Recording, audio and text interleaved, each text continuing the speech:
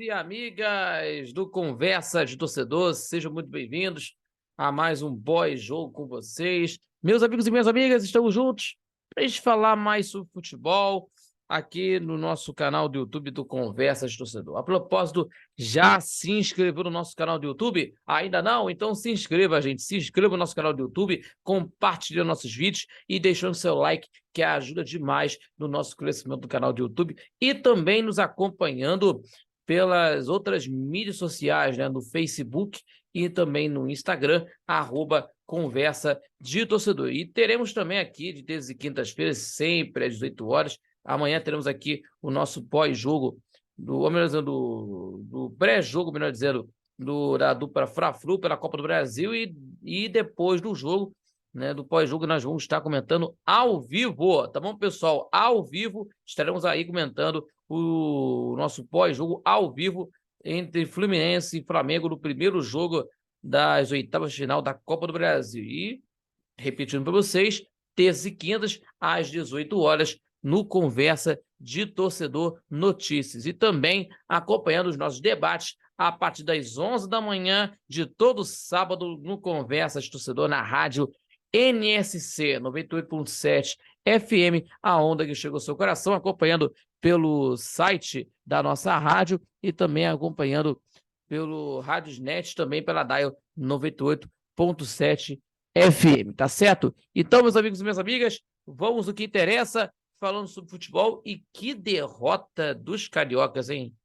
Eita, nós, aí, o que aconteceu em Vasco perdendo em casa contra a equipe do Santos, 1-0, e está próximo do Z4. E o time do Botafogo perdendo a invencibilidade de 14 jogos sem perder. Então vamos falar aqui de tudo que acontece. Vamos botar os pingos dos is aqui do nosso papo, do nosso pós-jogo duplo para você, torcedor vascaíno, torcedor alvinegro que está acompanhando esse pós-jogo. Enfim, falando aqui do Vasco da Gama, primeiramente, sobre esse detalhe, que o time do Vasco da Gama, no segundo tempo, principalmente no segundo tempo, ficou muito nervoso na partida, né? No primeiro tempo, começou bem na partida do primeiro tempo, porque teve grandes chances de gol e não deixando o time do Santos jogar, trocar de passes, e aí teve a equipe do Santos se complicando na marcação, e a equipe do time do Vasco começou muito bem a partida, nos lances com o Peck, que cobrou uma falta direto para o gol, e o João Paulo defendeu, né? Em que também teve um contra-ataque do time do Vasco, o Galaza, né, recebeu com liberdade na intermediária e arriscou de longe, mas pegou mal e que mandou para fora, e também no Figueiredo, né, que cobrou a falta direta para a defesa do goleiro João Paulo, né, que defendeu tranquilo.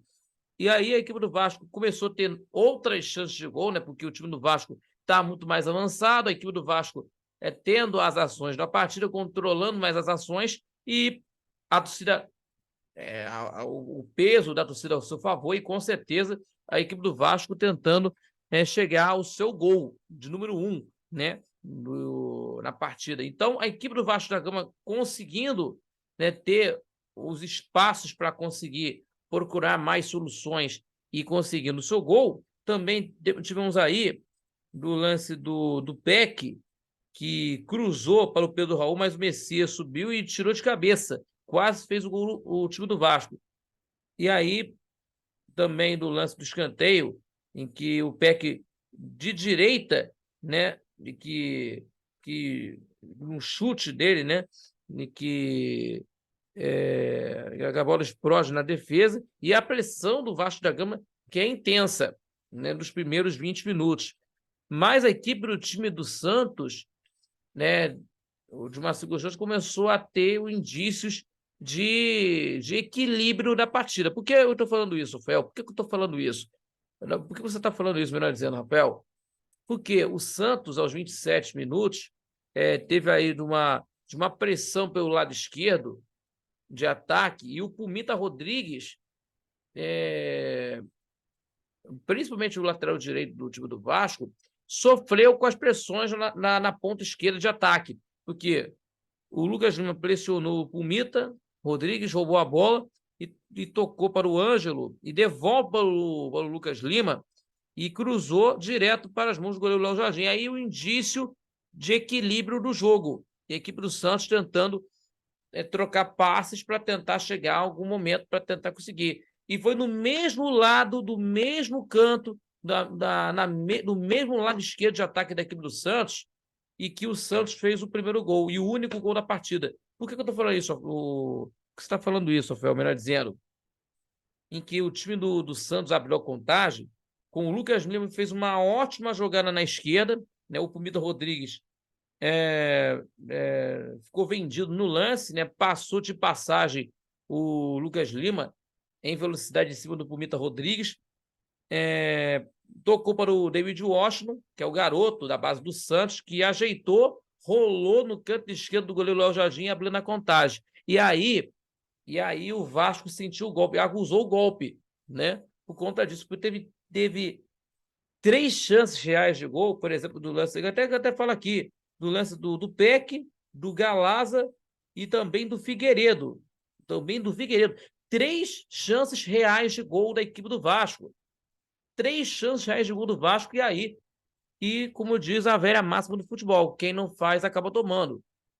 Certo? O que é importante é isso. O time do Vasco teve chances reais de gol e aí a equipe do Vasco tomou esse gol. E aí a equipe do time do Vasco tentando se recuperar do gol tomado com o Pumita, que ele recebeu na entrada e que chutou forte no cantinho para a defesa do goleiro João Paulo, que por sinal foi o melhor da partida, inclusive. Foi o melhor da partida, né, nessas ocasiões. Então, e também o time do Vasco continua com os problemas lá atrás, né? Continua com esses problemas lá de trás, porque o Robson também foi vaiado, né? Por conta que teve uma roubada de bola do Dodge, que achou o Rodrigo Fernandes na cara do gol, que ele invadiu a área, melhor dizendo, mas chuta mal. E aí teve essa cobrança da torcida do Santos, ou a torcida do Vasco da Gama, melhor dizendo. E a torcida Cruz Maltina pegando no pé dos jogadores. Então, a equipe do time do Santos conseguiu jogar mais, né? Tentando administrar os resultados no primeiro tempo, e que também teve aí do Lucas Braga, que foi lançado, mas o Bambu chegou primeiro e chuta em cima do atacante. E ainda também o Vasco tentou algumas oportunidades, né? Por exemplo, do Piton, né? Que deu uma caneta em cima do Natan e cruzou para o Pedro Raul, mas o Gabriel Inocêncio chegou na hora H, né? E na sobra o Jair de fora da área fez o chute, né? Efetuou o chute para boa defesa do goleiro, o goleiro do time do Santos, João Paulo. E ainda também o Vasco, mais uma vez, com o pé que carregou pelo meio e arriscou de longe, mas sem sucesso. E aí teve algumas alterações da equipe do Vasco, né? Que até porque nós vamos estar falando aqui. E que a equipe do Vasco, na segunda etapa, teve aí o Galarza saindo para a entrada do Alex Teixeira, que para tentar organizar jogadas no meio de campo, para organizar algumas jogadas de dentro do campo da equipe do Vasco, de ataque, inclusive, e nos primeiros minutos, a equipe do time do Vasco começou pressionando, né? Começou pressionando a equipe do time do Santos, como já se esperava que tenha essa pressão, né? Com o Pedro Raul, inclusive, né? Que cabeceou para a boa defesa do João Paulo, né? Que para salvar a equipe do time do Santos, depois do cruzamento na esquerda do Piton, e o próprio Piton mais uma vez cruzou, e olha só, mais uma vez cruzou para a cabeça do Pedro Raul e mandou muito mal. O Pedro Raul jogou, assim, tentou várias chances e não fez, né? Até o final do jogo que ele fez papelão, né? Do lance que ele se jogou, do lance que ele se jogou na pequena área e pedindo pênalti. Pô, não foi pênalti, não. Se acontece que aconteceu isso, é uma coisa bem complicada mesmo para o Pedro Raul, né? Uma seca de gols terrível para o artilheiro do Vasco da Gama. E aí o time do Santos começou tentando se soltar na partida, né? Em que o detalhe que o Rodrigo Fernandes, no lançamento longo, né? O Pumita tirou mal e o Joaquim teve a chance de bater na saída do do goleiro Léo Jardim, mas toca para fora. E esse foi um jogador de perigo da equipe do time do Santos, com 8 minutos. Seria o segundo gol para acabar com o jogo, para acabar com a partida e tal. Aí o Puma Rodrigues foi muito mal na partida do jogo de ontem, foi muito mal o Pumita Rodrigues no jogo de ontem, muito mal mesmo. E aí a equipe do time do Vasco tentando conseguir algumas chances, né, com o Alex Teixeira, né, que ele chutou e a bola bateu no Joaquim de, de frente, né, para tentar bloquear. E outro detalhe também do jogador Pedro Raul, né, na cobrança, né, o Puma bateu a lateral, cobrou lateral, melhor dizendo, né? O Pumita cobrou lateral, Figueiredo desviou de cabeça, o Pedro Raul também, mas também o Alex Teixeira cabeceou e o João Paulo defendeu, né? Com uma grande defesa, isso foi aos 18. E aí teve algumas chances também de gol, também do time do Vasco, né? Com o Robson Bambu, com o Eric Marcos, que acabou entrando no segundo tempo na vaga do Barros, né? O volante, né? Para tentar conseguir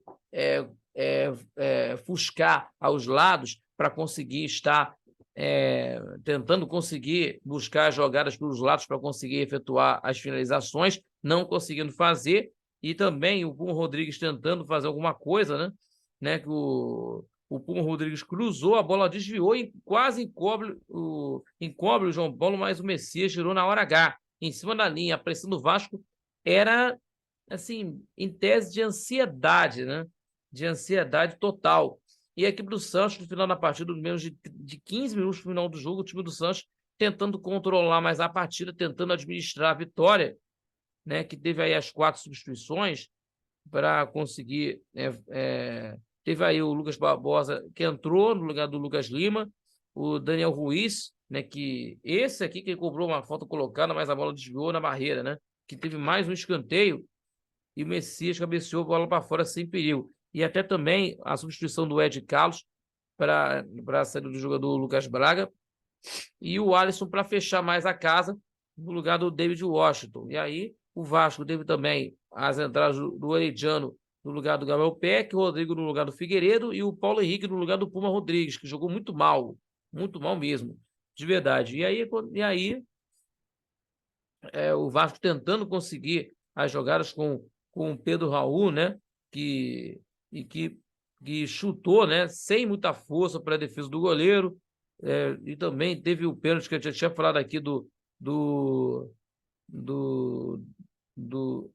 né, do Alex Teixeira, né? Com o Messias na área, né? Que também o árbitro mandou seguir. E aí o time do Vasco da Gama teve também outro pênalti que o jogo também o árbitro não marcou. E aí teve também grandes chances, né, com o Lucas Piton de uma oportunidade também que ele recebeu a bola do Robson Bambu, ele meteu por cobertura na saída do João Paulo e o Messias, né, homenageando o Joaquim tirou na hora H, né, antes de entrar, também numa tabela com o Pedro Raul e o Alex Teixeira, né, na entrada na entrada da área, ele estava pedindo pênalti, ok. E a Alex Teixeira teve ótima chance de gol, né, uma ótima chance e ajeita de peito na área para o Eric Marcos, mas o Natan chegou na hora exata também. E aí também dos minutos finais também de uma pressão também, que a gente sabe muito bem, o Vasco ficou nervoso, já sempre falo isso, o Vasco ficou nervoso no segundo tempo e não marcou. Então, a torcida protestando, a torcida cobrando, né? Sabe muito bem isso. Então, teve grandes chances com o Eric Marcos, do Piton e do Orediano. O Orediano que chutou e quase entregou o João Paulo. E aí o Piton, no último lance, isolou a bola para fora, né? Dando os finais na partida de um Vasco nervoso, um Vasco na beira do Z4, né?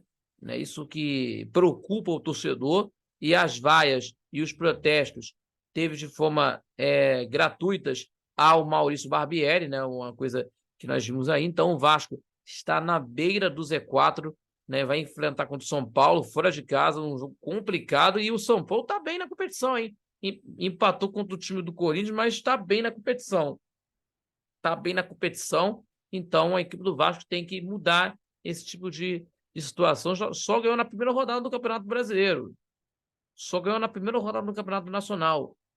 Isso acaba preocupando o torcedor, acaba preocupando isso. E agora vamos ver o que pode acontecer com a equipe Cruz Maltina no Campeonato Nacional. E isso se representa aí de uma forma de jogo, né, de acontecimentos, e que o Vasco que não consegue né, botar a bola no chão e fazer algo, e tendo tranquilidade e não se afobar. Porque o time do Vasco, tendo no jogo, né, tendo intensidade, mas o que está tendo aí é a ansiedade, né? E que a torcida protesta, né? Lógico que a torcida do Vasco protesta, né, por causa das derrotas, lógico, é o sentimento do torcedor, mas os jogadores ficam nervosos. Então, tem que ter essa mudança sobre nesse fato aí. Mas vamos ver o que vai acontecer nesse jogo no próximo sábado entre São Paulo e Vasco. Vamos falar aqui agora sobre o Botafogo, meus amigos. O time do Botafogo perdeu uma invencibilidade de 14 jogos de invencibilidade, né? Perdendo de virada por 2-1 contra a equipe do Goiás, que estava uma pressão terrível depois de uma derrota. Depois de 2 derrotas, né? No estádio na Serrinha, 5-0 para o Palmeiras e também para o Flamengo, pelo placar de 2-0 no Maracanã. Então, tivemos aí 2 derrotas de uma pressão terrível, né? Com o treinador interino, o Emerson Ávila, certo? E a equipe do time do Goiás, né, teve também de uma pressão, né, também de uma recuperação, depois de uma cobrança de lateral na direção do meio para o Tiquinho Soares do Botafogo, e o Goiás teve uma recuperação de bola e articulou o ataque, e o cruzamento, né, do Maguinho, o Lucas Pé recuperou a bola.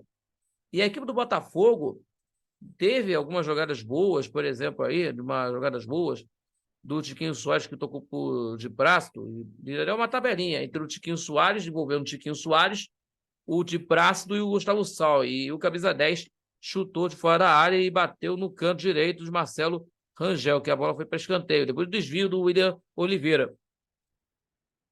E aí o time do Goiás teve a sua pressão, que ele teve também algumas chances aí do primeiro tempo, com o Sander, que recebeu na área, e o Lucas Perry fechou o ângulo. Outro detalhe também do Palácio, né, que cruzou na direção do Matheus Peixoto, que cabeceou pelo meio, mas não encontrou ninguém, né, na defesa. Então o time do Goiás teve as suas oportunidades, mas o Botafogo teve as chances preciosas, porque o time do Botafogo dominava as ações, né, que teve os domínios, né, é do Botafogo, né? Uma das chances de gol muito precisas foi do lance do Tietê, que passou pela marcação e encontrou o Vitor Sá, que cruzou na pequena área, cruzou na área, melhor dizendo, e depois da confusão na área, voltou para o Botafogo e o Vitor Sá chutou e a bola veio para fora, de fora da área, inclusive. E aí, nesse domínio do time do Botafogo, teve um pênalti marcado. Pelo Botafogo. E aí o Tiquinho, com o auxílio do VAR, né? Lógico, com o auxílio do VAR, logicamente que isso aconteceu. E aí teve o pênalti e o Tiquinho Soares aproveitou a chance que precisava, né? E aí o gol do artilheiro do campeonato, e que agora tem 6 gols marcados no Campeonato Nacional, cobrando pênalti, né? No cantinho alto direito, goleiro para o lado, bola no outro, Botafogo 1-0. E a equipe do time do Botafogo teve mais chances, né, de finalização, né, com a jogada individual do Tietê, rolou para o Vitor Sá, que mandou para fora. E também de 2 lances também, de lances aí com o Massal, que arriscou, né, de fora da área, mas foi por cima, e o Tiquinho Soares, também o Massal cobrou escanteio na cabeça do Tiquinho, que passou muito perto na trave, mas a equipe do time do Goiás fez o gol no final, que mudou todo o panorama na partida, né?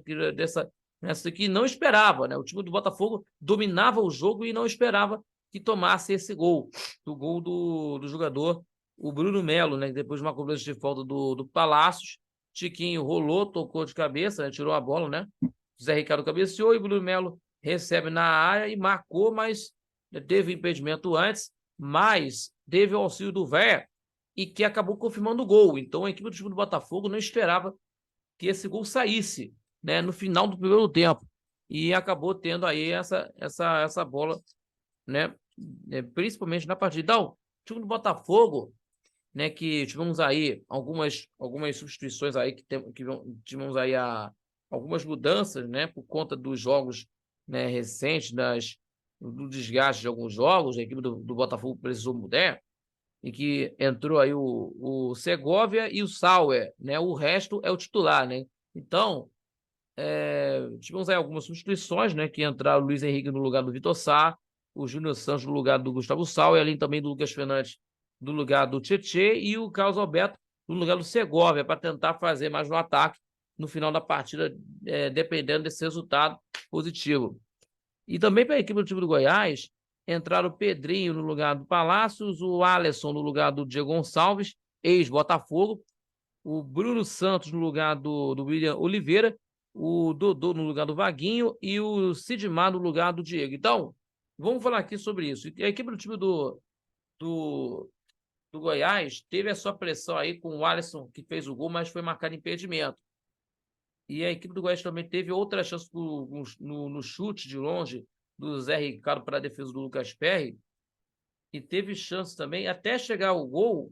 Antes do gol do Goiás, teve aí o Júnior Santos, que teve a oportunidade de gol, né, que cruzou na área, a bola desvia e ficou nas mãos do Bruno Rangel, né, que fez uma jogada individual. Mas o Goiás virou a partida com o gol do Maguinho, que chegou antes que a bola entrasse no gol, né, antes teve o cruzamento do Matheus Peixoto, que desviou em Segovia, a bola encobre o Lucas Pé, e Maguinho chegou antes da hora, né, antes da conclusão, antes que a bola entre, né, para o fundo da rede.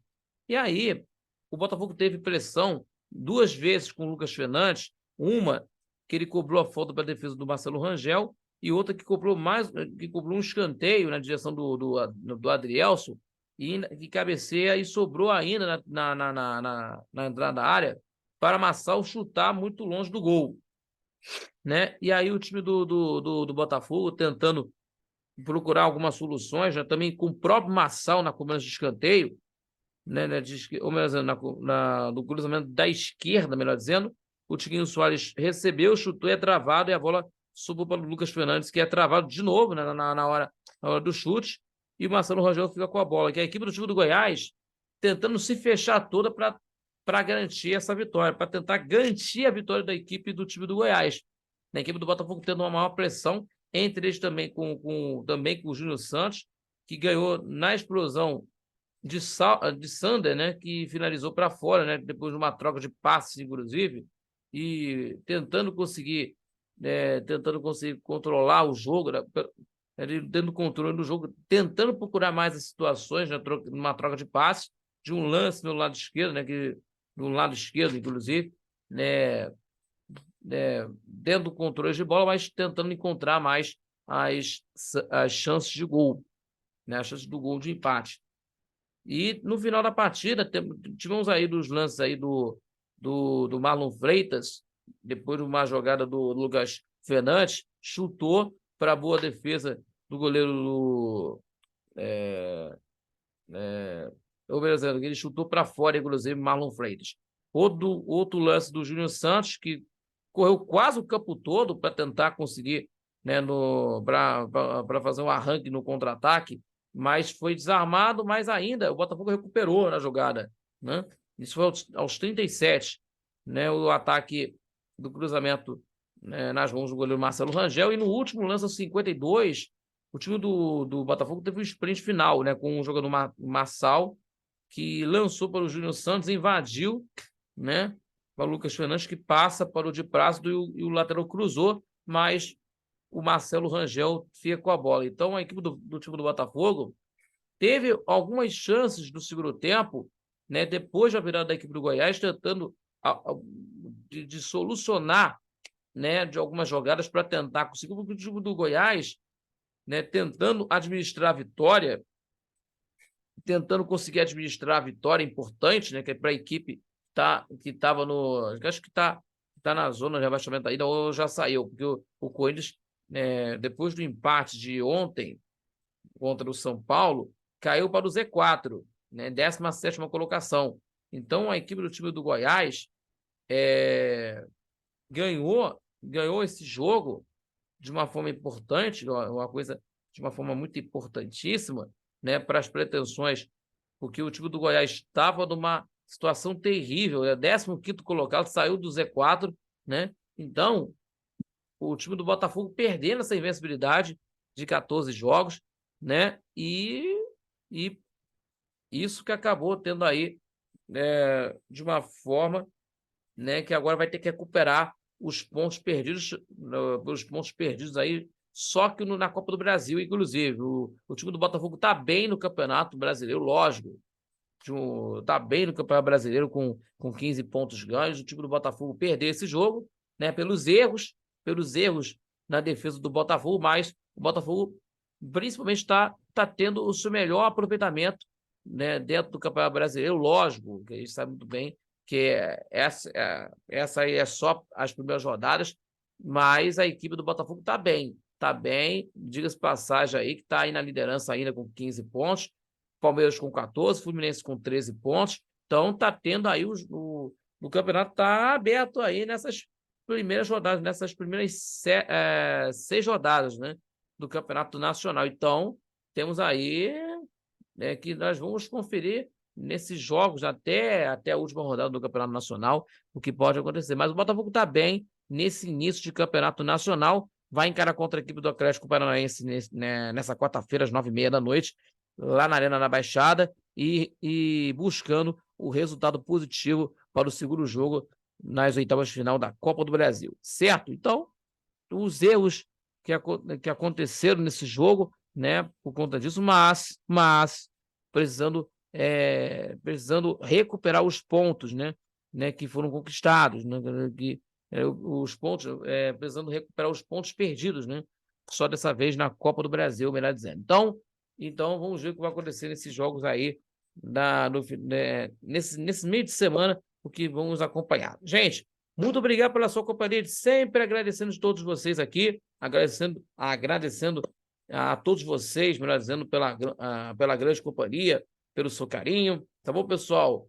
E teremos aqui o nosso pós-jogo do jogo entre Fluminense e Flamengo ao vivo amanhã, depois do jogo. Também você pode acompanhar aí no Conversa Torcedor Notícias de terças e quintas. Amanhã teremos aqui o pré-jogo desse jogo, o clássico Fla-Flu pela Copa do Brasil. E também acompanhando os nossos debates aos sábados às 11 da manhã pela nossa rádio NSC 98.7 FM, a onda que chega ao seu coração, acompanhando pelo site radionsc.com, também pela Rádiosnet, repito, pela DAI 98.7 FM, radionsc.com e também pela Rádiosnet também. E também acompanhando pelas outras redes sociais do nosso Conversa de Torcedor, no Facebook e no Instagram. E olha, se inscreva, compartilhe os nossos vídeos aqui no YouTube e deixando seu like, que ajuda demais o nosso crescimento no canal do YouTube e fortalecendo o nosso trabalho, inclusive, tá bom? E ativando o sininho para você, né, ficar ficando sabendo de tudo das notícias do seu clube do coração, ativando o sininho de notificações, tá certo? Para você conferir todos os detalhes, tá bom? Muito obrigado a todos pela grande companhia e até o nosso próximo vídeo aqui no nosso pós-jogo, aqui no nosso Conversa de Torcedor. Valeu, galera! Aquele abraço e tchau, tchau!